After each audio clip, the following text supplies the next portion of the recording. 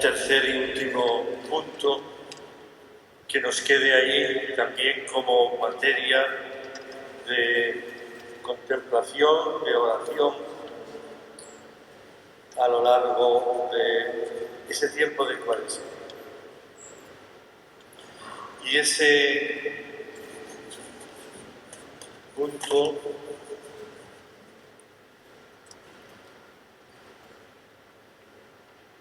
se refiere al seguimiento de Jesús, que no se puede hacer sin la cruz y la humildad de un pobre hombre.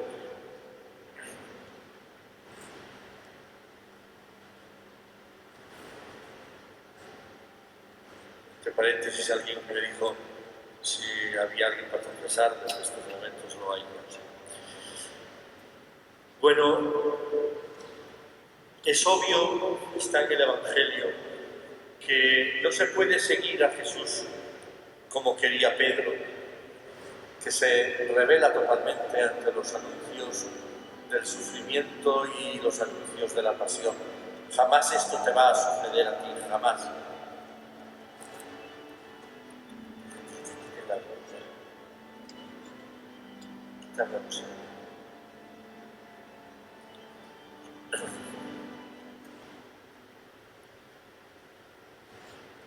Hay un texto ahí que os puse muy sugerente del Papa Francisco al día siguiente de su elección, en la misa que celebra con los cardenales en la Capilla Sixtina, que se llama la Misa Pro Ecclesia. Les dije esa frase que está puesta ahí: cuando caminamos sin la cruz, cuando edificamos sin la cruz, y cuando confesamos a un Cristo sin cruz, no somos discípulos del Señor, somos mundanos, somos obispos, sacerdotes, cardenales, papas, pero no discípulos de Jesús. Lo hemos rezado varias veces, muchas veces, aquello de Marcos 8:34, el que quiera venir tras de mí, tras de mis pasos, que se niegue a sí mismo, que cargue con su cruz y me siga. No se puede seguir a Jesús sin aceptar la cruz de vivir, la cruz que me fabrico y las cruces que me fabrican, que suelen ser cruces muy concretas. No es que las busquemos por seguir a Jesús, pero sí que aceptamos las cruces que nos llegan por el solo hecho de vivir.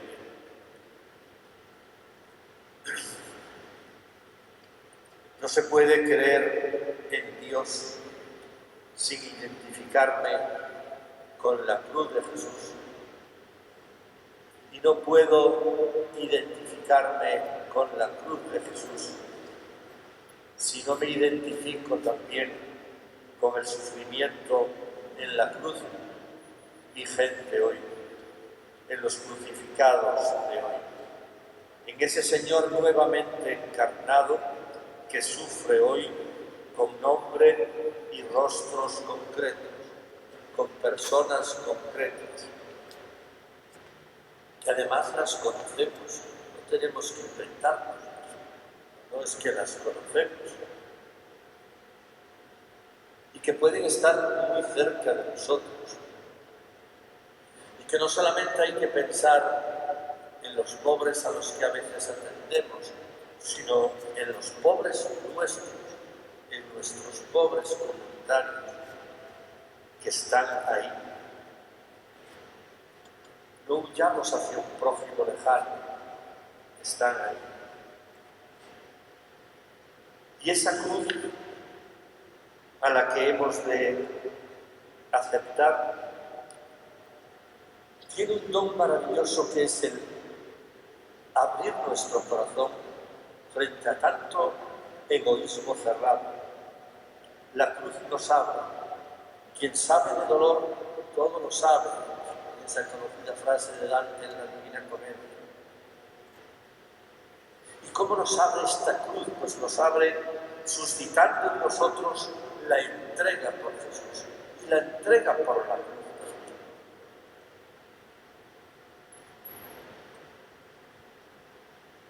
En la persona que hoy nos sirve de referente, Pedro Arrupe, la cruz estuvo muy presente desde el principio de su vida, muy presente. Perdió a su madre cuando tenía 10 años, pierde también un joven cuando tiene 18 años a su padre. Pero cuentan todos los que le conocieron, los que han vivido con él, todos sus biógrafos, que nunca se encuentra en él una actitud de huida o de queja paralizante ante la cruz. La cruz que él va conociendo después ya de persona madura, pues en cantidad de viajes cuando recorre todo. Y la cruz que vive en Japón llega en el año 1938, está por sospechas, está un mes en la cárcel, en el año 41, en el que dirá que aprendió, como los místicos, ¿no?, la ciencia del silencio y la ciencia de la soledad, y en la que aprendió, místicos con resonancias, a San Juan de la Cruz, el diálogo con el huésped del alma.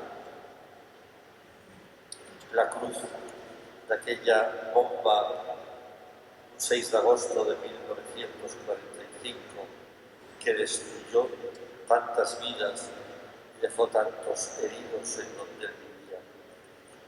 Pero sobre todo, la cruz en Roma, sobre todo la cruz en Roma. Son sintomáticas sus frecuentes visitas a la Capilla de las Tortas. La Capilla de las Tortas es una capilla a 20 kilómetros de Roma, capilla más bien destartalada y fea, en la que Ignacio pues, tuvo una iluminación de que veía a Jesús cargado con la cruz y le decía: te seré propicio en Roma. Arrupe fue muy devoto de la Capilla de las Tortas. ¿Por qué? Porque en Roma sufrió mucho y lo intuyó. Cuando acepté la misión de ser superior general de la compañía, lo primero que me vino a la cabeza fue una gran cruz. Y creo que eso significaba que estaba destinado a sufrir mucho durante el resto de mi vida. La cruz la sufrió durante todo su generalato, pero en especial en los últimos años, y no me refiero a los años de la enfermedad. La cruz punzante, al caer sobre él, la desconfianza más dolorosa para un hombre limpio y bien intencionado hasta el extremo, cuando intenta presentar la renuncia en el año 1980 y le dicen que no. La cruz que le llega de aquellos que eran sus dos principales amores después de Dios, que era la Iglesia y la compañía.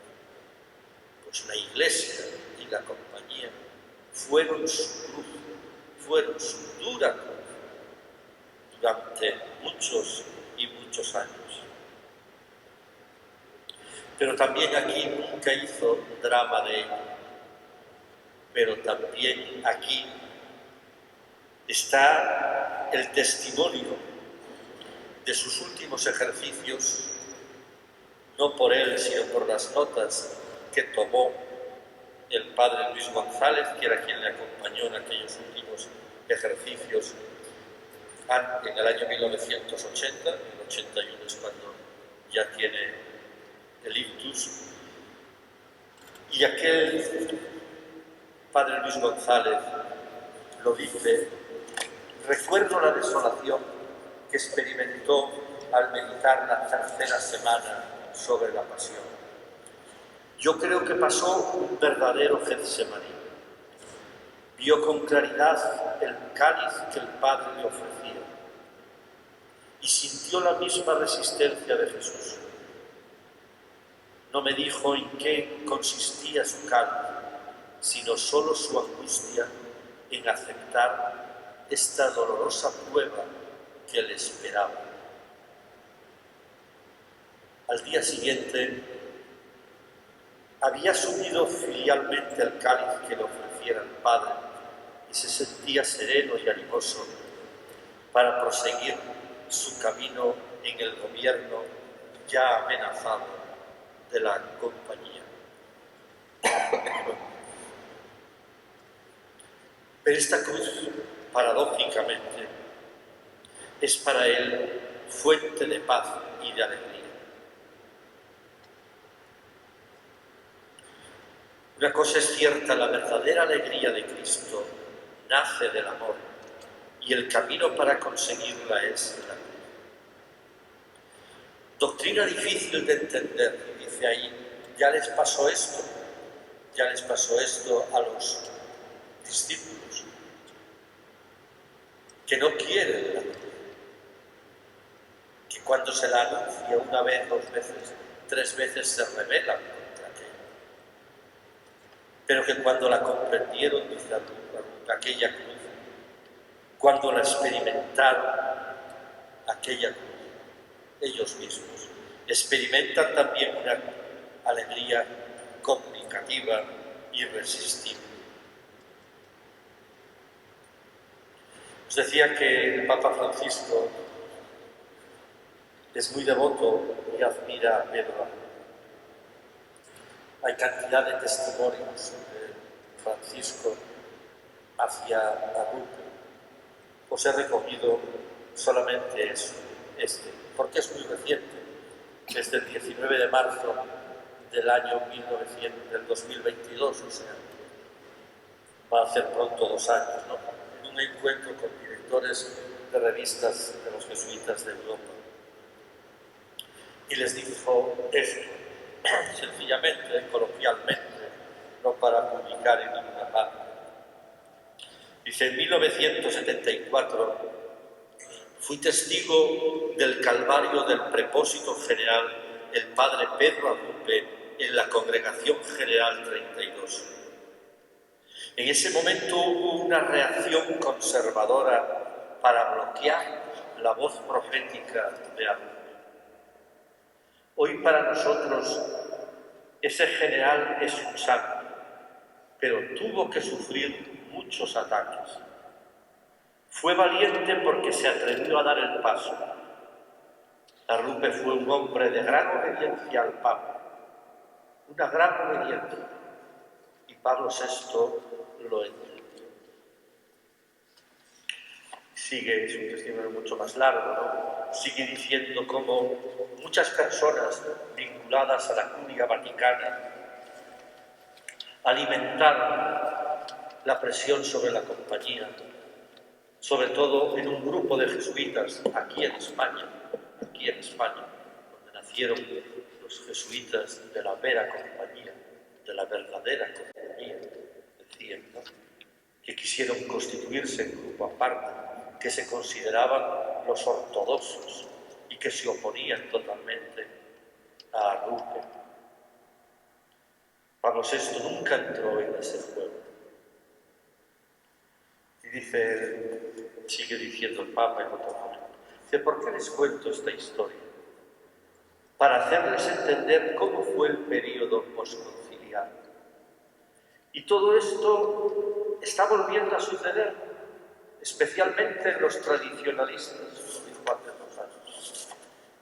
El concilio que mejor recuerdan algunos pastores es el de Trento. La frase la quité de ahí, por si acaso después es el de Trento. Y lo que digo no es una tontería. Por eso es importante, dice, salvar a estas figuras que defendieron el concilio y la lealtad al Papa. Debemos volver a Arrupe. Es una luz de ese momento que nos ilumina a todos. Vivencia de la cruz. Para algunos de sus estudiosos, nunca su liderazgo fue más fuerte que entonces, en esa vivencia honda de la cruz que se va a prolongar después, pues durante los 10 años de silencio y de enfermedad. Nunca el liderazgo fue más fuerte. Es como si dijeran, en aquello de Juan 12, cuando sea levantado sobre lo alto, atraeré a todos, no hacia mí, sino hacia aquel por quien he sido y soy atraído. Y esto vivido desde una humildad impresionante. Y es lo que ahí digo, humildad y profetismo, optimismo de un pobre hombre. A veces coloquialmente dirá alguna vez, yo siempre digo que a mí me eligieron general por distracción del Espíritu Santo, pero intento hacerlo lo mejor que puedo. La humildad. Pero intento hacerlo lo mejor que puedo. Y esa vivencia de que solo soy un pobre hombre, que solo intenta no poner impedimentos a la voluntad de Dios. Es aquello de Filipenses 3:8, todo lo considero pérdida comparado con el superior conocimiento del Mesías Jesús, mi Señor, por el cual doy todo por perdido y lo considero basura con tal de ganar al Mesías y estar unido a él. Sentido muy hondo de su propia pequeñez, de su propio abandono en Dios, que irá después desgranando en frases sueltas, que era ya lo único que podía decir en los últimos años finales. Frases sueltas. Hay que sufrir y ofrecerlo, se le entendía ya mal. Dios está más allá de todo. Siempre alegría en el Señor. Yo no entiendo esto, pero debe ser de Dios, debe ser de su providencia. Y así lo expresa en esa oración, en la que se refiere a la pobreza de Cristo. Y él dice, me parece que comienzo a intuir lo que es ser pobre como tú. Sé que la condición de seguirte es dejarlo todo. Siento que me dices que me despoje de todo y que confíe en ti. Me pides que me lance a tu providencia con los ojos cerrados y que todo lo demás se me dará por añadidura, incluso la verdadera eficacia de nuestro apostolado. Ese salto en el vacío oscuro de la fe es muy difícil y supone confianza ciega. Pero esto no lo decía él dramáticamente, no lo decía él con rostro de tristeza, sino desde lo que consideran todos, que era su proverbial optimismo, su proverbial optimismo. Por eso cuando él dice que la razón toda de su ser es su fe en Dios, es saberme en las manos de Dios. Cuando él dice, sí, soy optimista, y le diré por qué, porque creo en Dios y Dios trabaja muy a largo plazo. Cuando él recalca tanto estas cosas, estamos en las manos de Dios. Y aunque parezca que por algún momento las cosas van mal, jamás podrán ir mal si se sigue a Dios. Estas afirmaciones que están acrisoladas por las dificultades, por las persecuciones, por el dolor que tuvo, realmente las hacen afirmaciones creíbles. Era su optimismo. su proverbial optimismo. Dicen que en una visita a la provincia de Centroamérica, en la Eucaristía final, cuando ya se despedía, con mucha presencia de jesuitas de todo Centroamérica, en la oración de los fieles espontánea, pues uno pidió para que Dios conserve a nuestro Padre General en su optimismo, pero que no se lo aumente, porque era ya proverbial, que no se lo aumente, porque era proverbial. Yo desde luego personalmente, al conocer el dolor, al conocer la cruz que han acompañado la vida de Arrupe, me impresiona profundamente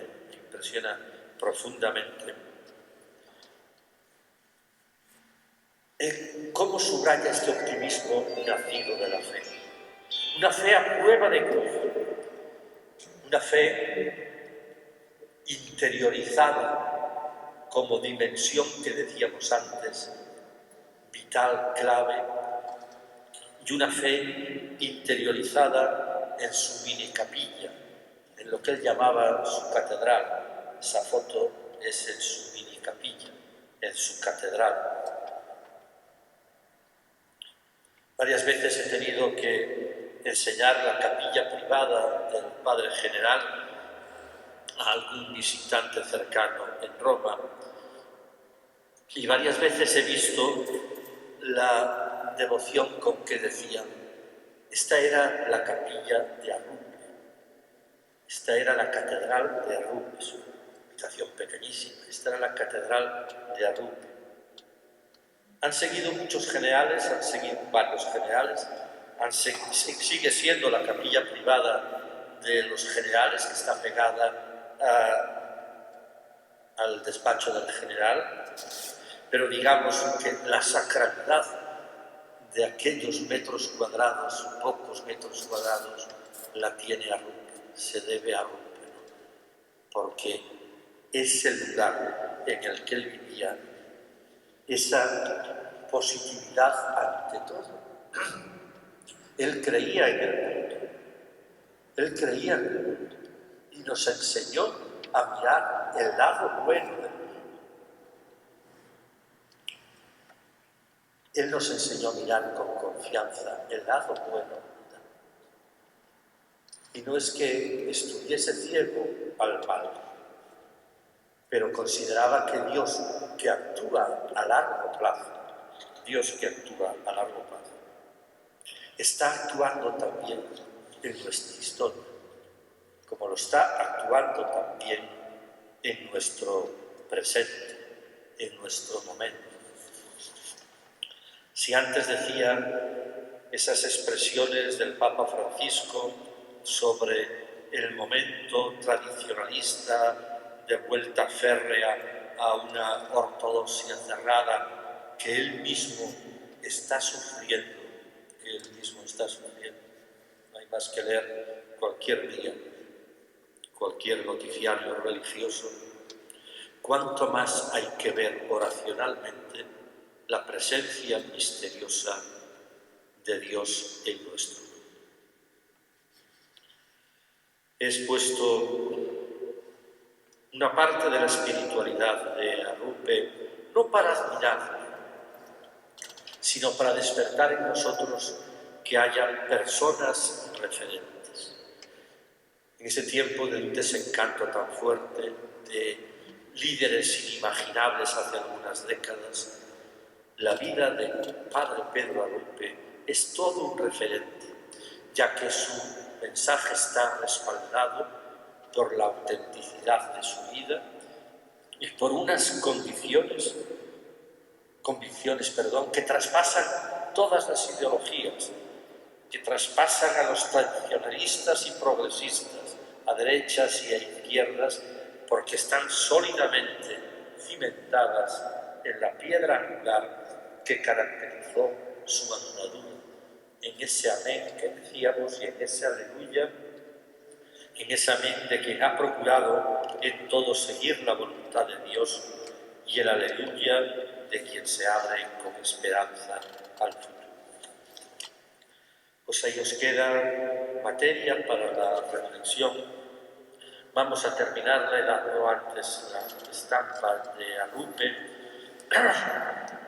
Su causa se introdujo hace 5 años, el 5 de febrero del año 2019. Tuve la suerte de poder todavía participar allí en la ceremonia que hubo en Roma. Era el día que se cumplían años de su muerte.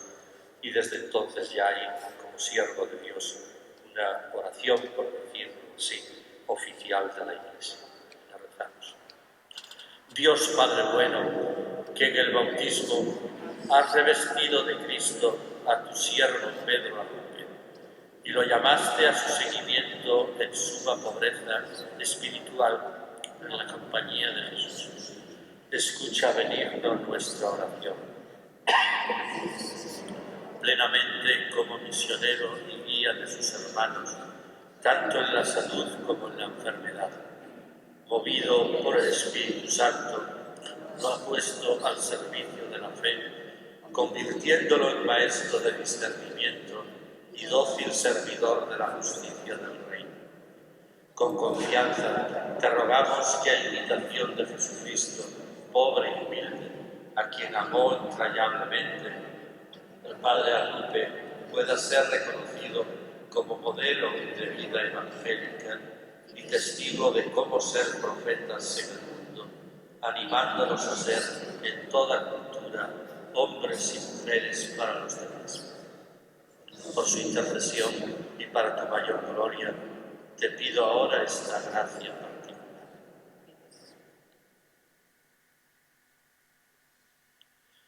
Que desees concederme para tu servicio y alabanza. Por Jesucristo nuestro Señor, Padre, Hijo y Espíritu.